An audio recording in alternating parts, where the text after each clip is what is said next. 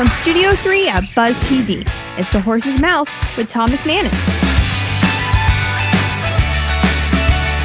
All right, welcome into another edition of The Horse's Mouth here on Buzz TV. Of course, we're at Tom and Max. Hope you're doing great out there, man. Believing, creating, hustling, getting it done, and most importantly, never giving up. Because, hey, if you give up, it's never going to happen. If you keep it going, it just might happen. What's going to happen on this show today and this week is Money. Mike Hollis is joining me, my kicker from the Jaguar days. We call him Money for a special reason. He's doing great things in the community, a software development company, Kicking Academy. Great to catch up with Mike Hollis a little bit later on. John Heymann's going to join us as well. He's from a nonprofit called Elevate Jacks, helping kids right here in this community. All headed your way this week on The Horse's Mouth from Tommy Mac's Bar and on Buzz TV. We'll be right back.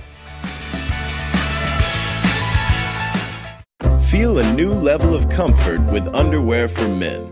Created for men with an active lifestyle and designed for sports, work, medical, and everyday wear. Underwear for Men has a special patented drawstring pouch which allows you to adjust the perfect custom fit around your manhood. It allows you the separation you need and the support you deserve. The drawstrings adjust to isolate and support. The mesh pouch cools and comforts. The tailored fit won't rubber chafe. A tagless plush waistband sized to fit a man's waist. And materials that are quick dry and moisture wicking. Underwear for Men is available in all your favorite styles and colors. In briefs, trunks, and 6-inch and 9-inch boxer briefs, and in your choice of cottony, extra cool, viscose, or polyester fabrics. Underwear for Men. Support your manhood. Brought to you by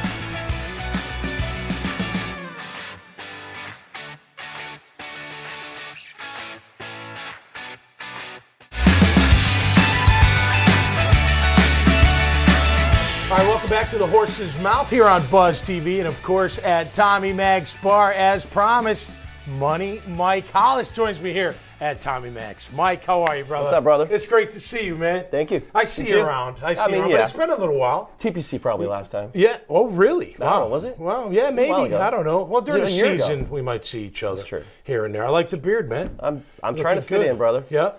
You're going to keep it gray and brown and red a little and salt and pepper. black and whatever else. Whatever. You got? I know, he sees red. Yeah, you got a little bit of Irish in everything. me, yeah. You know, being a kicker, you've always been a different kind of kicker. And what I mean by that is socially. Like a lot of kickers, at least through college, they were nice guys, good guys, but they were kind of strange. Always had to be alone, even off the field. Like they'd have their headset in, they'd be cranking Pantera or whatever. You know what I mean? At least at Boston College. But then I come and meet Mike Hollis in 1995, and I think it was at Lynch's at Jack's Beach. You're out just hanging on. And I was like, wow, kicker hanging out. That's pretty cool. And it was kind of a rarity. Is that a fair statement on kickers, at least back then as a whole? It's fair. I know they've evolved. It's fair. You know. It's fair. Not all as hip as Josh Lambo right now, Right. But he's a pretty hip dude, it seems like. Right. It's a fair statement. But, the thing is, I'm a team player. I want to be involved with you guys and work out and do the things that you guys do. And, I'm a member of the team. Right. That's the way I look at it. And I've got a lot of time on my hands, too, by the way. You do. You remember that. You do. Yeah, but you were always interactive. You were socially interactive. Some guys are not like that. I think it's just the mere fact that, hey, I've got to focus. I got to be on my own. At the end of the day, yeah, you need the snapper, you need the holder, but it's up to you to make the kick, right Mike? They don't blame the other two. They blame the kicker. Yep, absolutely. With that being said, talk about pressure. It's the horse's mouth firsthand. The pressure of being a kicker. I don't care what level. But with that pressure of making the kick, especially at the biggest time of the game. The thing with that is I treat it a little differently. My mental focus, I would say, would just be trusting my form and my technique because I work on it day in and day out at practice. And if I do something different in the game, it's not good because I'm not really focusing on what I would normally do. Right. And a lot of guys have this mentality where they think they got to do more on game day, and you don't. In my opinion, you got to just do less. You have the excitement, the adrenaline's already there. Mm-hmm. You just do what you are normally doing during the week of practice on every day that you practice, and trust your form. That's the biggest thing. Just trust that what you're doing is going to make that kick. And it's all about the swing, right? I mean, it's kind of like a golfer, right? You want to practice over and over again the same swing, planting that foot, swinging it through, finishing it at the top. Not that I can do it, but I've seen enough of it. I can talk about it. But that's what you're talking about, being consistent, no matter where you're kicking on the field. Right. Could be an extra point, which is now 33 yards, or a game winner 55-yarder. I got to think, Mike, when you're looking at those damn goalposts, they seem pretty narrow from 55 or even 40 out. What's that like when you're looking at that? Again, you just have that mentality where you focus on your form and technique, and I got so good in my mind where all I would do when I lined up to kick a field goal, I would just tell myself, all I have to do now is put my foot on the ball. Mm-hmm. How difficult is that? Keep your head down. Not really keep the head down. No. I like to keep the eyes down because if my head's down, my body's down. And that's a whole other hour. Let me rephrase that. Keep the eyes down, ladies and gentlemen. Head up, eyes down. Yep. And just finish the kick and just trust it. Well, I'll tell you what, when I'm at home, we've got this little archway. It's not very high. It's probably like 8 or 10 feet. A little archway in the hallway. And when the empty water jug's out, the 2.5 gallon, I line it up. I swear, every single time. I'm like 3 for 11, by the way. My youngest will be like, all right, Daddy, you ready? I'm like, yeah, I'm ready. Got to keep that head down. And, well, bam! It drives my wife nuts because it makes all this noise, hits the wall, pow! It sounds like a gunshot going off. But, I never was the kicker. But I tell you what, I'm always impressed with kickers when they make kicks. Mm-hmm. That's the best, right? Absolutely. That's our job, really. That's the job. And if you don't, going in that, hey, I could be replaced. Absolutely. And, the thing is, the more you make, and the thing that, going back to the whole team concept and why I was different or whatever, you're playing a game for the fans and the coaches and all that. For me, it was my teammates. I don't, like Crash would say, I never want to let my teammates down. That's right. No doubt about it. All right, more to come with Mike Hollis. He's here at Tommy Max, of course, on the horse's mouth. We're right here on Buzz TV. We'll be right back.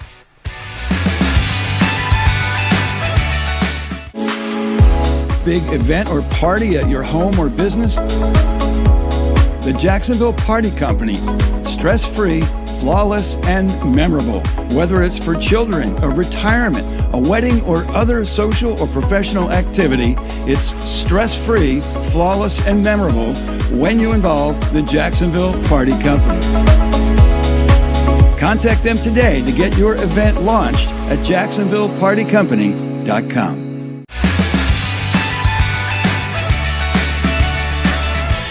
All right, welcome back to the Horse's Mouth here with Money Mike Hollis at Tommy Max on Buzz TV.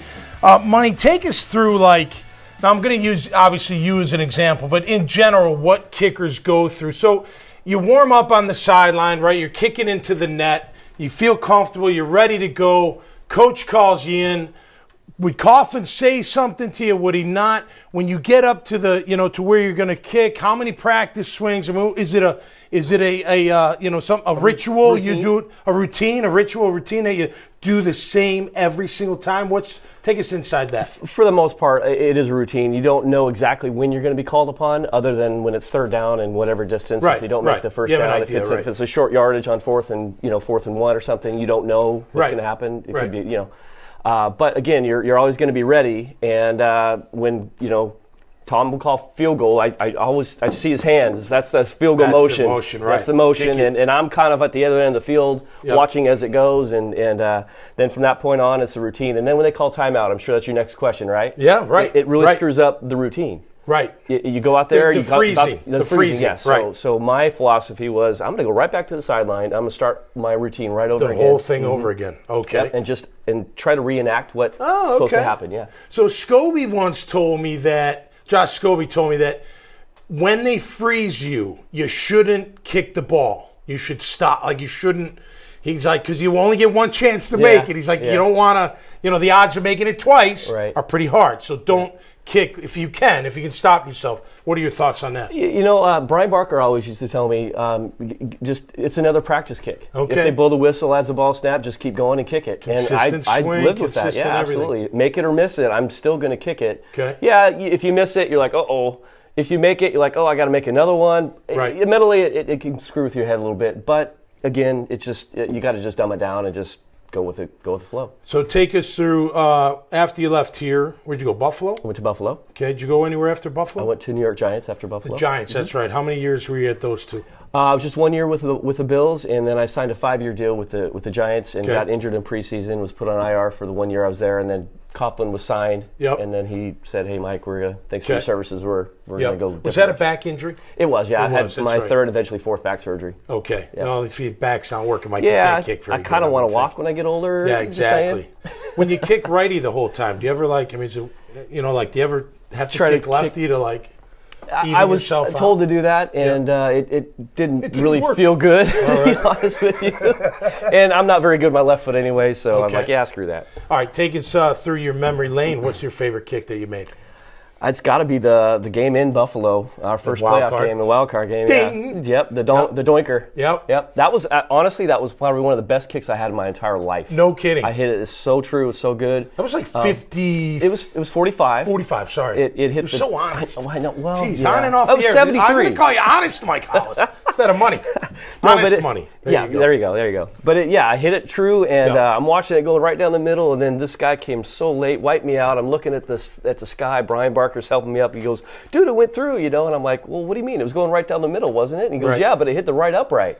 Yeah. And then, of course, I'm watching it on the Jumbotron. Right. And it, sure enough, it was going right down the middle, and then the wind just... I remember it well. Took it a sharp right and hit the top of the upright, inside of the upright, thank God. Then they started throwing snowballs at us as we were leaving the Rich Stadium. They didn't like... That was the first time Buffalo lost in the playoffs at home. Right? They were 9-0 prior to us. That was Jim Kelly's last game. And Jim Kelly, poor Jim got knocked out a little bit at the end. We kind of took him out. Marino and Jim Kelly, both last games against the Jacksonville Jaguars. Well, that was a great kick. What do you think? What was your worst? Do you have a bad memory of kicking when you missed one? I think of plays where I'm like, I should have had that sack. I should have had something. I should have. Yeah. I think of those. I'm like, damn, if I only had those, that'd have been good to have back. There was a game-winning attempt in '95 against the Bears.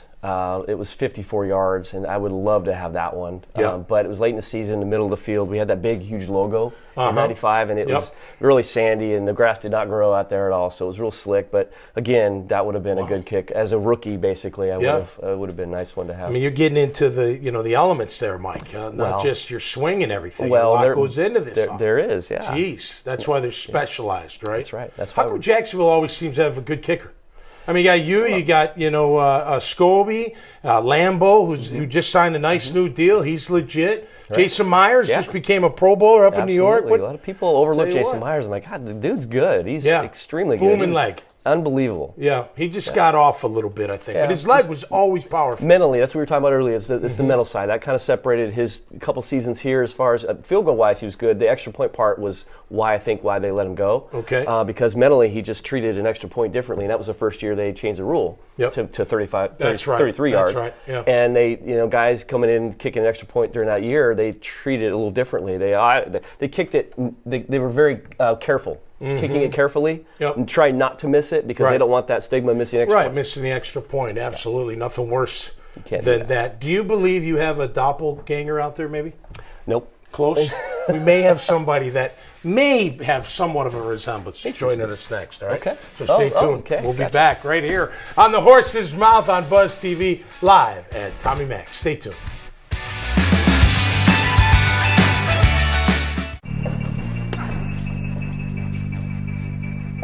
I had 6 fights, and most guns and hoses fighters are good for about 6 fights. After that point, it's kind of time for you to become a trainer. My name is Carl, C-A-R-L, Graham, like Graham Crackers. The rivalry between the fire and the police, the fire department and the police department and guns and hoses is certainly not imagined.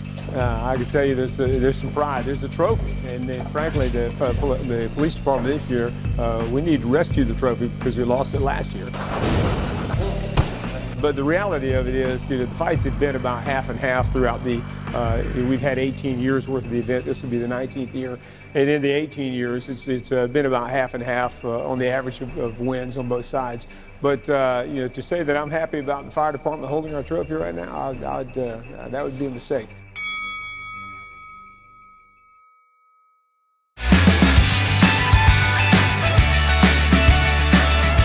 All right, welcome back to The Horse's Mouth, hanging out with Money Mike Hollis.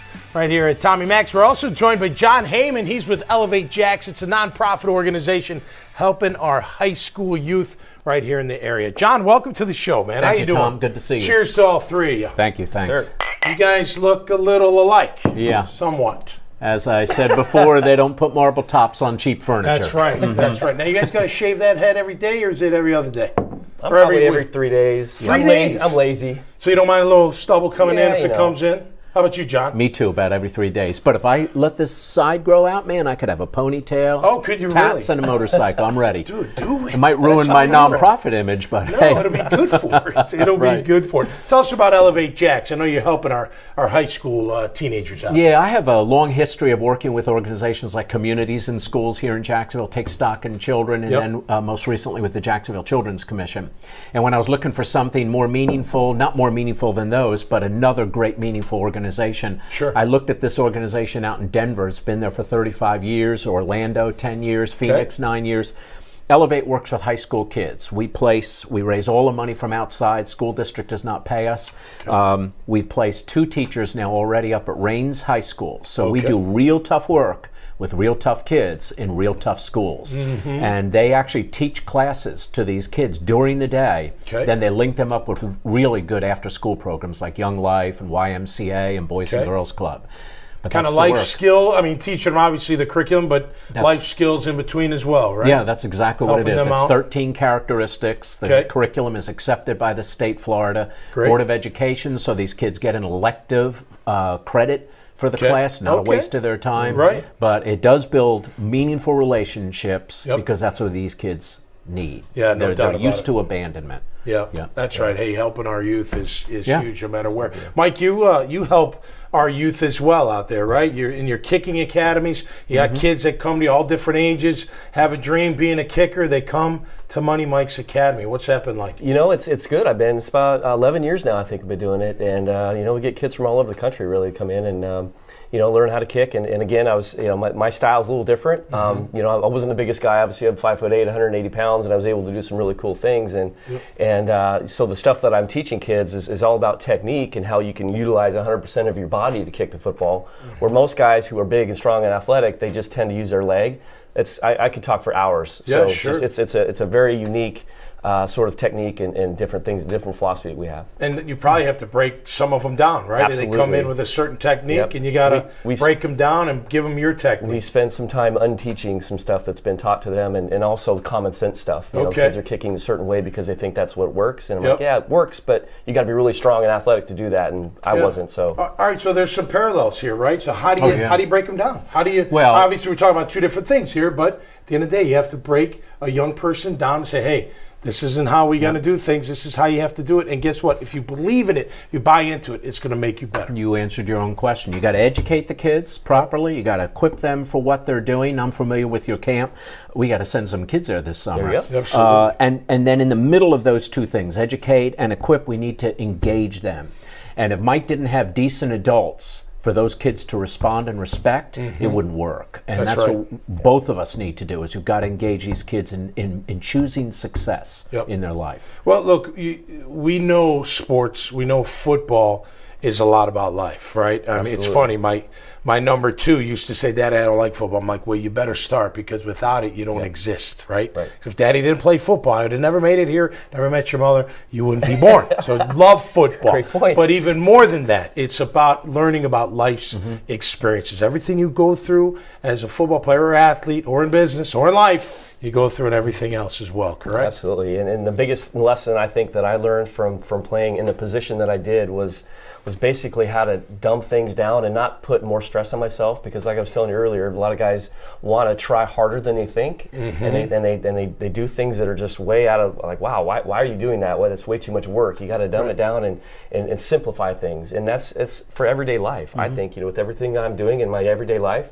just simplify it and just go with the flow, and don't be so anxious about things. Yeah. Well, I think breaking it down, you think, and look, I've never broken a horse in, I've broken dogs in, right? I mean, they have to get used to your style and used to how you do things, and it's not easy, right? Especially in your line of work, John, right? I mean, these kids are hardened from their environment, and then you have to come in and say, hey, we get it. We're here for you. We have empathy for you and are here for you, but here's how we're gonna change it. We're gonna make it better. They bring their home curriculum to school. So the garbage that's going on in the home, in the community, in the streets, and you only have to ride on certain streets in Jacksonville to see that. Yep. But, taking the example of what Mike did for a living is, each time you grabbed that football and you felt the pressure of it, you wanted enough pressure so that when your foot hit it, it flew. In fact, the harder you kicked it, the further it flew. That's a lesson we need to be teaching kids, is that the harder you get kicked, the farther you're going to fly. Sort of like a basketball. You push it down, it bounces back up. That's push right. it down harder, it bounces back higher. Yeah, that's right. That's what these kids' lives, and we need to believe that that's true about them and make them believe it. That's fantastic. All right, hang in there. We got a final segment headed your way. John Heymann is here from Elevate Jackson. Of course, Money, Mike, Hollis, all at Tommy Max. We'll be right back here on Buzz TV. An Eagle Scout rank is equal in weight, probably to a college degree when it comes to job opportunities. I was extremely proud of putting Eagle Scout on my college application. The same is true when it comes to applying for a job. It puts you in a different category. Those that have their kids in Boy Scouts or Girl Scouts, keep them there and understand the values of the lessons that they're learning. Sign your child up for Scouts at beascout.org today.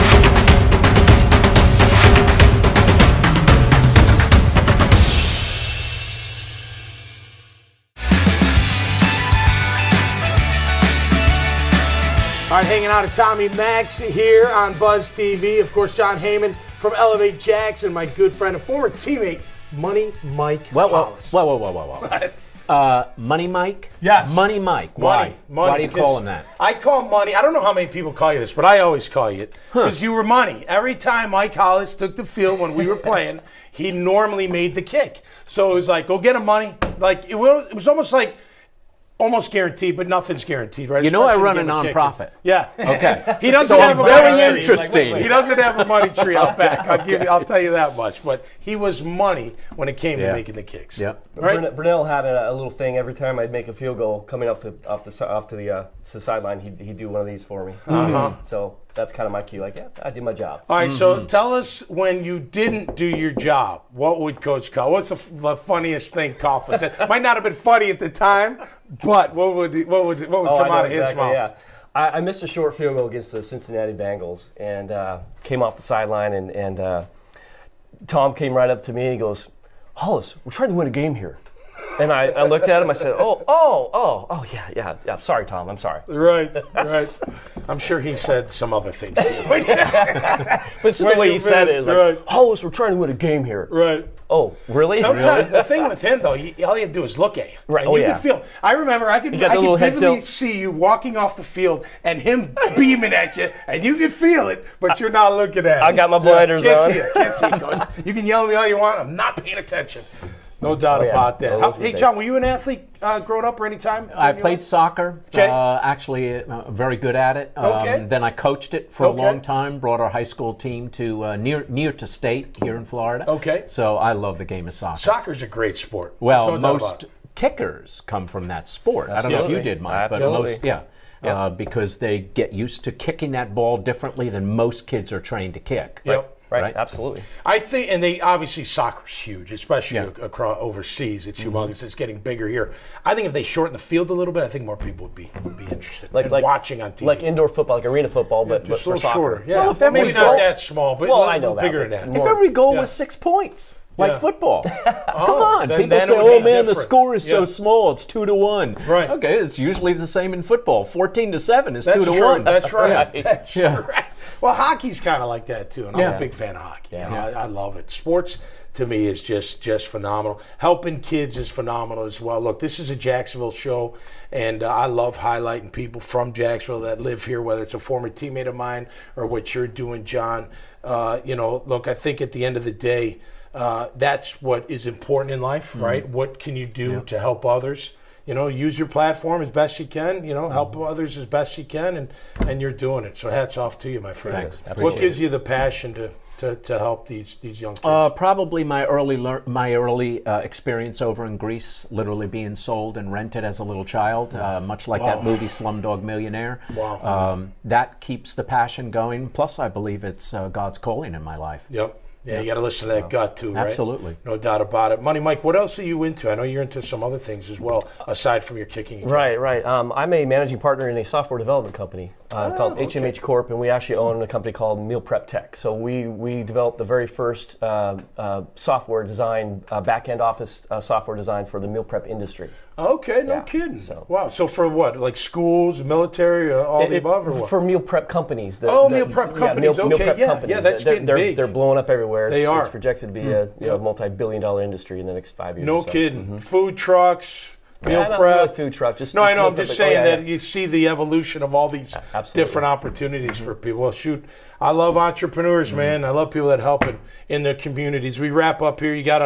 We do a last call here. What's your last call, man? Oh, you put me on the spot. How about another Heine?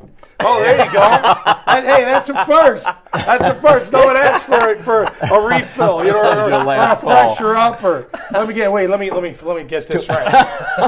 Yeah, there you go. Fresh. Perfect. Thank you, fresh man. one. Awesome. There you go. Thank you. John, how about you? You can't use that one. Hey, no, I can't. What's your last call? I'm going to be a little more serious. Helping kids choose success. It's that simple. like it. We can't guarantee success, but we can help kids choose. That's their responsibility. That's right. Choose, and we want them to be successful. That's right. You know what? We're all creatures of habit, right? You give them love, you give them accountability, you mix the two together, be genuine, honest, consistent, and fair.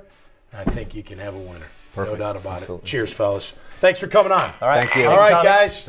That'll do it for us. I'm going to wrap it up right here on The Horse's Mouth next on Buzz TV. Are you looking for a new employment opportunity, an employee opportunity, a company vehicle, paid holidays and vacations, a retirement plan? Please visit jackshandymanjobs.com. That's jackshandymanjobs.com to learn more and apply.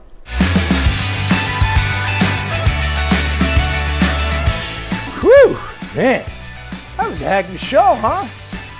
Cool, a little tired after all that talking. Want to thank John Heymann, of course, for joining us from Elevate Jacks. Money Mike Hollis, great kicker, doing great things out in the community. Hey, man, we love highlighting Jacksonville. That's what this show's all about. It's a Jacksonville-based show. You're doing good work out there. We want you on the show. So that's going to do it for us this time around. Keep getting after it, ladies and gentlemen. Be kind, be good, be safe, and stay cool. We'll see you next time right here on The Horse's Mouth on Buzz TV.